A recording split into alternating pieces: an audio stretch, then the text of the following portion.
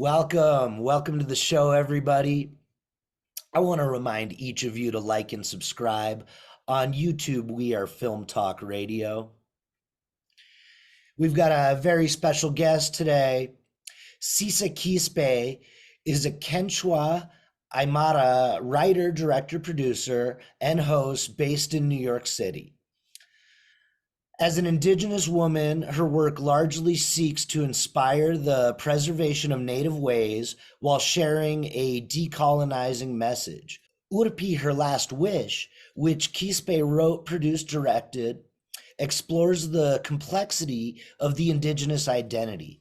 It was filmed in the Sacred Valley of the Incas with the collaboration of the Indigenous Quechua communities in front and behind the camera. Sisa, welcome to the show. Urpi, thank you so much for having me, Jacques. I'm very excited. Tell me a little bit about where you come from and who you are, because I think your identity and your story is a powerful bit of what you bring to the screen, what you bring to your writing. I was actually born and raised in Peru. I didn't move to the US until a couple of years ago. Well, actually, my grandparents, they were born and raised in the Andes, in the Peruvian Andes, in the Altiplano. For different reasons, they ended up moving to the city, and that's where I was born, in this small city in the south of Peru. So even though I am an Indigenous woman, a Quechua Aymara woman, I didn't see myself for most of my life as an Indigenous woman. And that was because my grandparents didn't teach us our language. They didn't they have different things that they will teach, but it wouldn't be like a priority to speak our Indigenous language. And that has a lot to do with systematic racism, discrimination, a lot of things going on in Peru. But I struggled for most of my life with my identity, right? I grew up, and it was so like usual for me to see people changing their last names, like an Indigenous last name, to just a last name that it will sound more Spaniard, or like less Indigenous, So I grew up thinking that the more I was away, or like the more I will distance myself from my indigeneity, the better, and that will bring me better opportunities, and that was the future, right? I ended up moving to the US, and coming to New York City like really opened my mind, my eyes, getting to know different cultures, getting to know different people. And that's where I started to ask myself, like, who am I, right? People tell us like we are our nationalities. People tell us like, or like society tell us like we are what we do, but who we really are, and I realized that goes beyond. It goes beyond all these ideas that society tells you, like, because you're a woman you need to behave like this, because you're a woman of color, because you're Latina you need to be sexy, because you're, all those little things. So that was the first time I was like, who am I, and reading so many books, and like that made me realize that you really need to look back, like you really need to look into your family. And I'm not talking about one generation, like your parents, I'm talking about your grandparents, your great grandparents, your great great grandparents. And I realized, wow, like I come from Indigenous people. My family are Quechua and Aymara. I am the one who doesn't know the language, who didn't grow up there, but that doesn't mean I am not. Like I can go back and I can learn. During the pandemic, I decided to go back to the Andes. And this time, even though I went back so many times as a tourist, doing the Machu Picchu tour, like taking the photo with the llamas, I was like, no, I want to get to know the Andes in a different way, So by then I was already learning my Indigenous language, Quechua, and I got to know my wonderful nyanyay, like my teacher, Maya Korichaska. So she told me a lot about my own culture. She shared with me, I remember she shared with me coca leaves. She taught me how to cook with the land. We call it watia. And then I also met Suni Sonko, who now became my associate producer, and he introduced me to his community. So yeah, that's how I started this decolonizing, journey of identity. Eventually, I got to talk about it in my TED Talk, and I was just so surprised that people got to connect with my story. And I realized I'm not alone. Like, this is a story that many people have been going through. So that encouraged me to keep writing about it. And I look forward to continue writing about decolonizing, reconnecting, reclaim who we are, and just keep preserving Indigenous ways. And the short film is called Urpi, Her Last Wish, and it touches on a lot of your identity and who you are. So, how does coming from such a special and powerful background inform what you do on screen?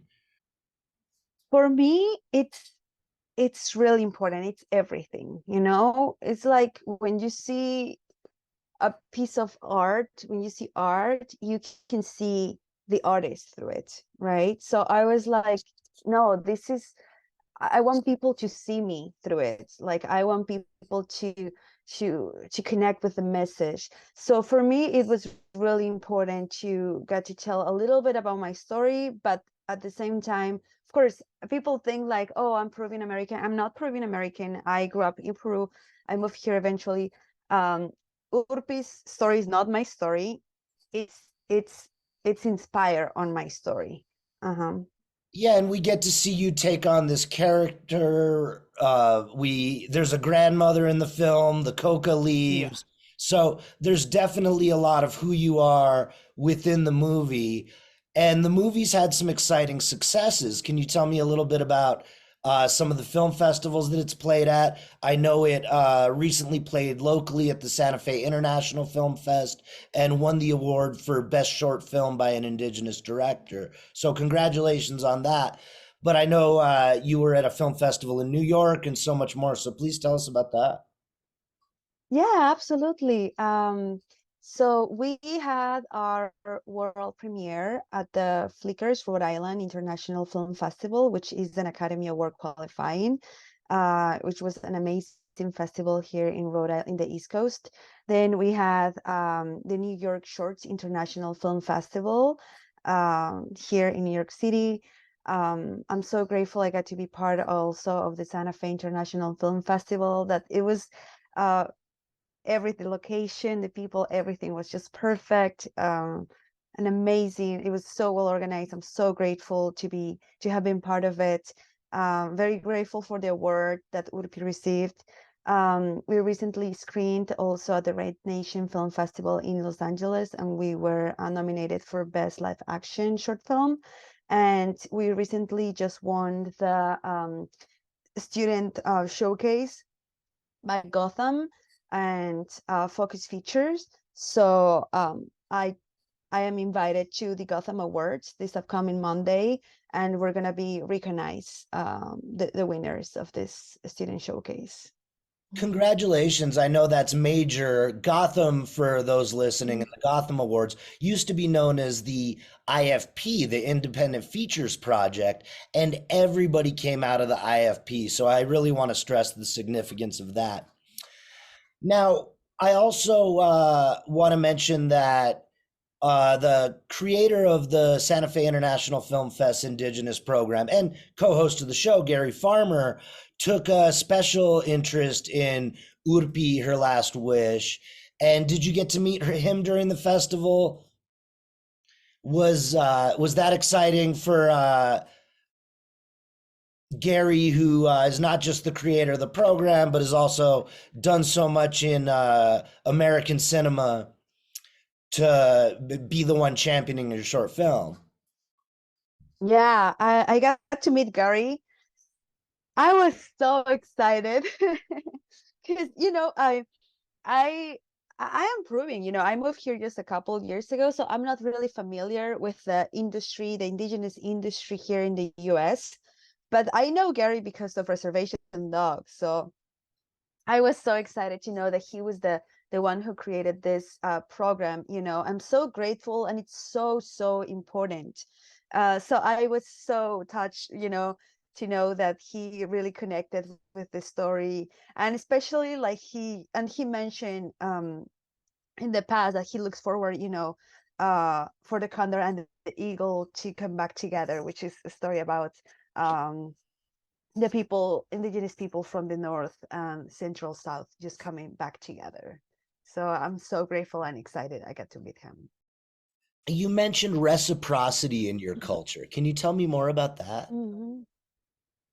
Yeah, of course. So reciprocity is basically an interaction that goes beyond giving and receiving between two people, right? It's about you give your love, you give your food, you share with someone, right? Without expecting anything in exchange, because you know that that person eventually is going to do the same for someone or something.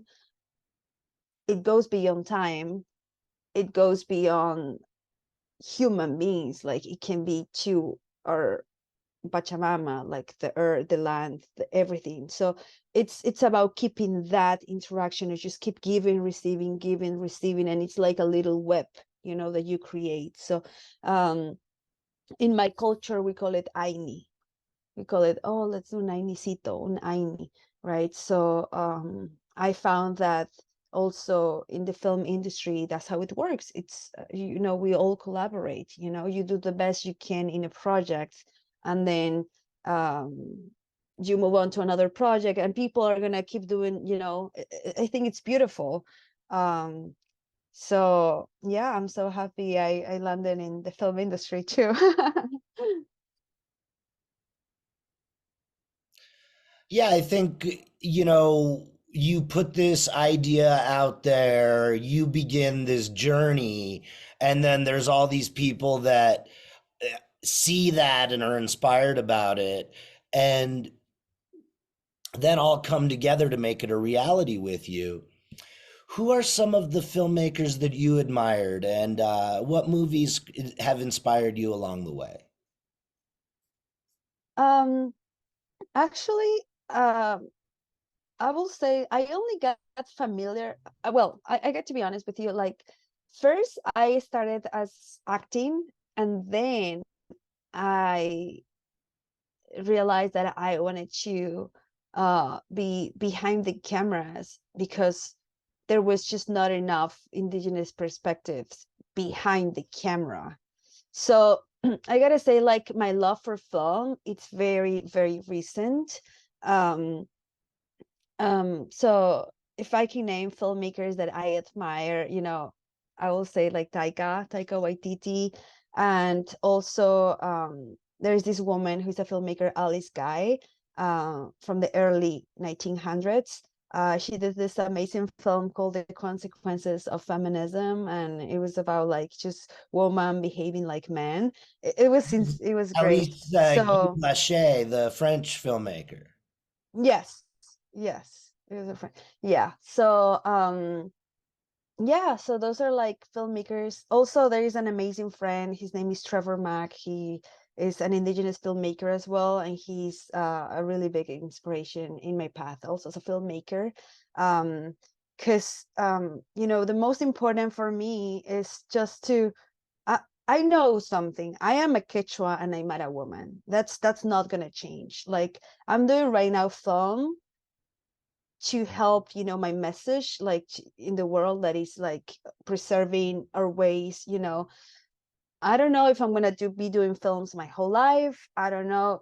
Right now this is what I'm passionate about. It might change in the future. Maybe I'm gonna jump to be a producer.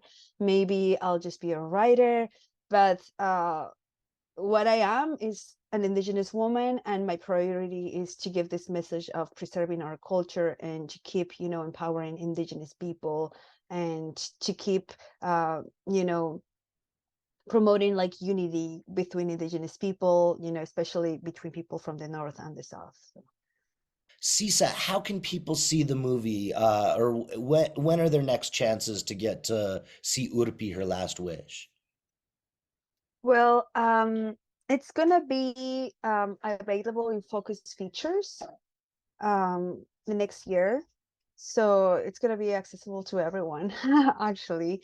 Yeah, so stay tuned. You can follow, the journey of the film in social media. We have a page there on Instagram called Urpi, su último deseo.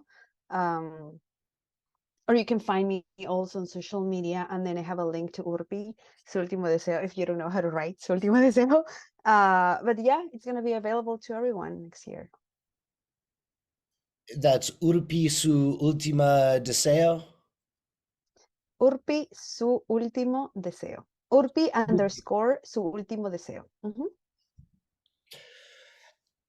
And how can people support the project? Can they donate to the film through a link there? How can they be supportive of your work? If somebody's listening to this and they say, hey, I want to be a part of this journey, I want to support the work of this young Quechua lady, what can they do? Should they just contact you through that Instagram for Urpi? I will say follow the pages of Urpi, her last wish, because this is not gonna be the last time you're gonna hear about it. I'm looking forward to make this a feature film in the next couple years. So you can just follow by, and also you can just support us by following on social media and just witnessing the journey of it. And yeah. And so the plan is to make Urpi into a feature film. Do you have a plan for another film after that, or is there anything you're developing? Yeah, right now I'm working on two projects. I just finished writing my upcoming short film. It's called Kusi Smiles, and it's about a girl who's going through grief and how she finds healing space in sisterhood. So it's a beautiful film about this girl who starts singing again um, after losing her mother, and then which is going to happen also in the Andes. Uh, it's very likely that we're going to start production very soon, this upcoming next month. And then I'm also working on a documentary. It's in the very early stages right now. It's going to call Jacques, and it's about decolonizing the way we perceive water and how this has an impact on climate change. So um, we're gonna follow the path of water from one of the biggest mountains in Peru and witness how indigenous people relate to water as opposed to people in the cities, where we are taught that water is a resource meant to be exploited, right? And then my idea is to just show different indigenous communities in the continent, and showing how do they relate to water. And yeah, the idea is decolonize the way we perceive water. So that will be called Jakumama. Bruce Lee said, you put water in the cup, it becomes the cup. You put water in the bottle, it becomes the bottle. Water may flow or it can crash. Be water, my friend. What more can you tell me about your relationship to water, your belief in this, that you're going to take on this new documentary project? It sounds very exciting to me. Yeah, it is very exciting. Well, we are water. If you really make a study of what are we composed of, like 80% of us is water. And it is crazy um, how, you know, I was, born and raised in the city. So they told me that the water is like a resource that it's an infinite resource, right? That you can just exploit it, like, right? So I always saw it as just a thing that I can use. If someone will ask me where the waters come from, like I'll just point at the tap, at the, you know, like, or if someone will tell me like, oh, look at the rivers, I always think the water from the rivers were like dirty. So um water is not, when I started to reconnect, I always thought that water is alive, it's a being. It has this a feminine energy. It's feminine, right? That's why we call it mama, Jaku mama, because in my culture we're taught that we are all relatives, right? And we treat with respect, right? So and it's not like our sister, no, it's like a mother for us. Yeah, water is very sacred. It's very important. So I look forward to just work to, work in this working in this project and just showcasing and how we perceive water in indigenous community, in the indigenous perspective. And you live in New York City. Yes, I live in New York City, in Brooklyn. um, I live 5 minutes away from Prospect Park. And I always say that if I wouldn't live by Prospect Park, I wouldn't be able to live in the city, you know. Um, but I always travel to Peru at least twice a year and try to stay there for a couple months. Also, I love coming up. Right now, I'm in upstate. One of my favorite things to do is work in the land.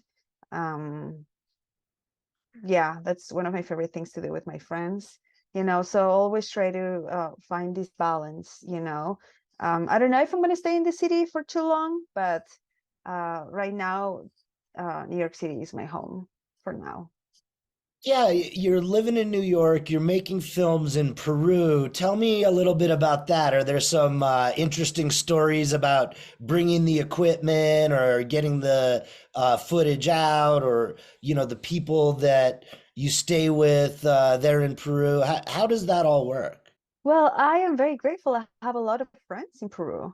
Um, and also like one of my best friends, she's a DP and she can bring her equipment there. Um, it's all about friends. And when I shot Urpi, I stayed with the family of Suni, who was my associate producer, who is actually from Santa Fe at the same time. Um, now we're probably going to be shooting in Ayacucho. Like I'm also going to be staying with friends. So yeah, it's just, I don't know. It always works out somehow. You did a TED Talk at some point. What was the subject of the TED Talk? Yeah. So my tech talk is called give me one moment. I forgot. Rethinking who we I've are. got it right here. Okay. Yeah. Rethinking who we are Uh, through re- decolonizing land. yeah, Rethinking Uh-huh. Who We Are. Okay. You did a Okay. TED Let me Talk pick it up. called Rethinking Who We Are Through a Decolonizing Lens. Tell me about that. Yeah, that was very, very exciting. This this TED Talk, it's about my story of identity and how did I perceive myself, and how I grew up thinking that the more I distance myself from my indigeneity, it was the best. And then finding myself, and then also finding an outlet, which was also filmmaking. Um, and it's about my journey of decolonizing my identity, basically. So it's very personal. I talk about many different identities that I was given to, and that I, ended up accepting them until I started to question. I also talk about not only how that affects, us as indigenous people, but to everyone. Like we can, decolonizing is for everyone, and at the end we all have roots to somewhere in the world, and there is a history of colonization, and there is a history, there's always, um we can always reconnect, all of us. If you look at your tree, family tree, there's always, some story there. So yeah, and I think it's so important, because we cannot move to the future if we don't know where we're coming from. Everybody, we're back. We're talking with Quechua Aymara filmmaker Sisa Quispe, and the film is called Urpi, Her Last Wish. Sisa, there is this amazing article. It's in Deadline magazine. The Gotham Film and Media Institute has announced the winners of its fifth annual Focus Features and JetBlue Film Showcase. The five winning filmmakers include Kevin Heiflin from Columbia University, Jinying Lao from NYU, Sisa Quispe, City College of New York, James Ross, from Florida State, and Mel Sangui Zhao from CIA, that's Cal Arts. The Gotham aims to discover and empower a diverse group of emerging filmmakers, as well as foster multi-platform distribution of their work through the annual program. With both extraordinary talent and vision, these students have demonstrated clear command of the craft that will take them all very far on their filmmaking journeys, said Jeffrey Sharp, the ED of Gotham Film and Media Institute. We could not be more excited to continue this partnership and look forward to discovering the industry's next generation of talented storytellers. Sisa, that is so exciting. It couldn't be bigger news. It's focus features, and they're going to help you get your film out in the world. How did you feel when you got this news? I know my professor like nominated me, but I completely forgot about it. For Urpi, we applied to so many festivals, and I remember I was, in a cab, and I got the news, and I was like, "Wait, did I apply to this? Wait, what is this?" I didn't even remember, and I was like, "Oh my God!" It took me a moment to just like, oh my God, realize how big the news were. Like, I just couldn't believe it. Just to give you a context, this is my first short film, the first time I wrote a short film fiction. I never was even expecting this receptions. I'm very grateful, speechless, but I'm full of gratitude, especially to the team of Urpi, Her Last Wish, and everyone who was part of the making of this film. Now, I know you have a special relationship with your own grandmother. Can you tell me a little bit about how that played into the making of Urpi? And I guess please start with who she is and your close relationship with her. Yeah, so I'm very well, I have two grandmothers. Of course, one of them passed away while I was writing Urpi. Um, and for me, that was um, it played a big role, in the making of Urpi, because I wrote Urpi while I was grieving the passing of my grandmother. And even though Urpi was inspired in me reconnecting to uh, going to Cusco and going to the Andes, that's the side of my grandmother from my mother's side, right? But for my father's side, I only found out that she was an Aymara woman a couple of years ago, and because they always like they just don't talk about that thing, She never talked about speaking Aymara. I didn't know that. She didn't really talk about her little town where she come from. Um, so that's after, like, when writing Urpi, um, there's this beautiful song in Urpi that she sings that her grandmother used to sing. So that was inspired in my grandmother who passed away. And also right before going into production of Urpi, I decided to go to the little town of my grandmother from my father's side, my abuelita Clorinda, inspired also by my own film. So I went there with my aunt, and it was a heartbreaking experience because I had no idea my grandmother and my whole family from that side, like, they work in a plantation. I didn't know the specific reasons why my grandmother left the town, which is very um, there's a lot of healing to do from that, so um, definitely that for me, Urpi was like medicine. It was like healing for me. And also, um, I felt a lot the presence of my grandmother who passed away. And I still feel the presence of her through the film. So Urpi, Her Last Wish, is dedicated to my grandmother, Clorinda, um, and wonderful Aymara woman, one of the funniest persons I met in my life. Yes.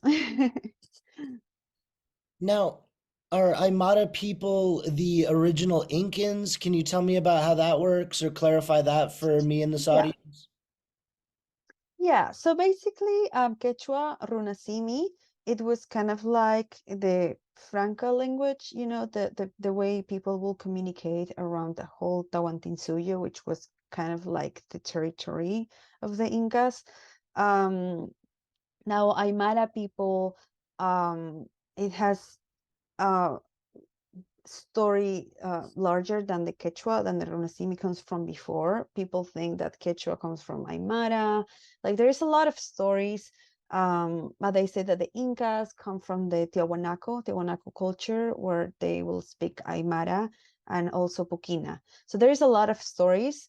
I will also like to point out that call it, we're well known for the Incas, but Inca was also, a perspective, very Eurocentric and patriarchal perspective, because it only talks about the Inca, but we don't talk about the Koya, right? And the Koya was the wife, So in our culture, we have this called duality.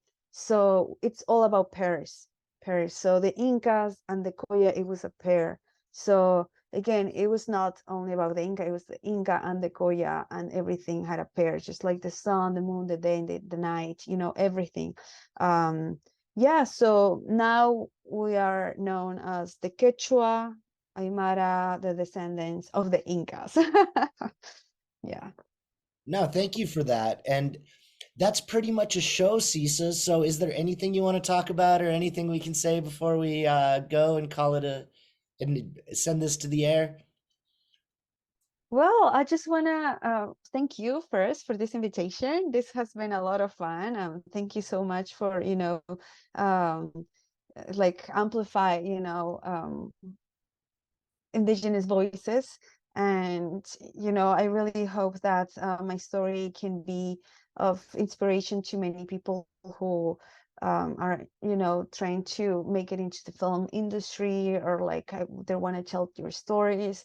Like, just keep dreaming, don't be afraid of dreaming, and just keep nurturing your own voice, because your own voice is what it makes you um special. We're all special, and we all have our own history. So the more we dig, and the more deep, we keep digging, we're gonna find this beautiful healing and personal experience that it can be universal at the same time. So I really hope, the success of I feel like, the more indigenous people, the more people, like the more of us, it's a success of everyone. So yeah, that's my message for everyone who's listening. And are you going to be at the Gotham Awards in person? Yes, I'm really excited. It's this upcoming Monday, and it's so crazy. Like they're just telling us how to get inside. One of the guys asked, like, "Hey, do we need to give our names?" And they were like, "Oh, you don't need to bring your names or PR team. It's very like they all recognize the guests, so you just need to. You're gonna be escort, And it's so like I'm like, wow, I don't even have to give my name. They already know who am I. That's exciting. They're like, we're gonna score you to the red carpet. I'm like, wow. Yeah, it's crazy. I'm very grateful for this opportunity. I always saw, all of this on the TV growing up in Peru, and I never thought I will get to be part of it. Of course, this is not the goal of why I do filmmaking, but it's also nice to be recognized, and it's also nice. I hope many girls are watching, and see someone like me, like I wish I could have seen someone like me while growing up. That I think that was the reason I never dreamed about it, or like thought that I will be in a red carpet, like in an award ceremony, receiving an award. So yeah, I'm very excited, very grateful. Yes, it's surreal.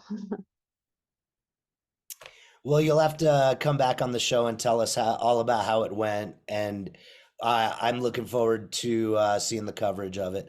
Everybody, this was Sisa Quispe from Urpi, Her Last Wish. She's a Quechua Aymara filmmaker living in Brooklyn. And we'll see you next week.